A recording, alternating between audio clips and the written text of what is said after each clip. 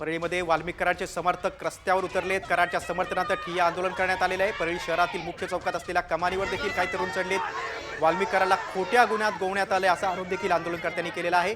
आपण दृश्यामध्ये बघतोय की भाजपचे आमदार सुरेश दत्त यांनी संपूर्ण प्रकरण धसास लावलं होतं। आक्रमक भूमिका घेतली होती। पहिल्यापासून अधिवेशनात देखील हे प्रकरण त्यांनी मांडलं होतं। राष्ट्रवादी काँग्रेसचे आमदार संदीप क्षीरसागर या दोन्हींच्या प्रतिमेला जोडे मारत कराडच्या समर्थकांनी निषेध नोंदवलेला आहे। कराडला खोट्या गुन्ह्यात गोवलोय असा त्यांचा आरोप आहे। दुसरीकडे बसवर देखील दगडफेक झालेली आहे। परळी बंदची हाक देण्यात आलेली आहे। परळीमध्ये सध्या तणावपूर्ण वातावरण आहे। मोठा पोलीस बंदोबस्त तैनात करण्यात आलेला आहे।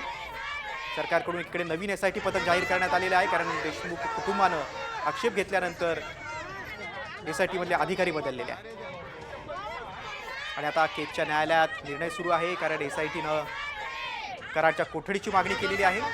आता न्यायाधीश काय निर्णय देतात त्याकडे सर्वांचं लक्ष आहे। आपण थेट जाऊया परळीमध्ये। आमचे प्रतिनिधी संदीप भोसले तिथे आहेत। संदीप, आपण बघतोय की पोलीस स्टेशन बाहेर अजूनही त्यांचा ठिय्या सुरू आहे का? एकूण परळीत काय वातावरण आहे?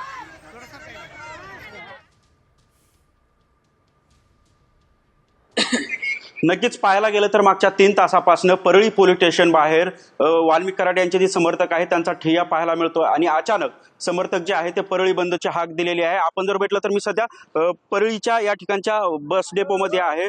परळीमधून जाणाऱ्या ज्या बस आहेत त्या अचानक बंद केल्या आहेत। सुरक्षेच्या कारणास्तव ह्या सगळ्या बस ज्या आहेत ते डेपोमध्ये लावल्यात येत आहेत। आपण जर भेटलं तर परळी कोडगाव ही जी बस आहे हे देखील बस अज्ञाताने त्याच्यावरती दगडफेक केलेला आहे। त्यामुळे सुरक्षेच्या कारणास्तव ही सगळ्या बस डेपोमध्ये लावलेले आहेत। ठिकठिकाणी आंदोलन होत आहेत। सकाळी परळी बीड महामार्गावर देखील टायर जाळून आंदोलन करण्यात आलेलं आहे। राणी लक्ष्मीबाई हा जो चबुतरा होता या ठिकाणी देखील आंदोलक याच्यावरती चाललेले होते। आणि आता सध्या परळी शहर पोलीस स्टेशन बाहेर समर्थक जे आहेत ते ठिय्या मांडून बसलेले आहेत। आंदोलन जे आहे ते आंदोलन सुरू आहे।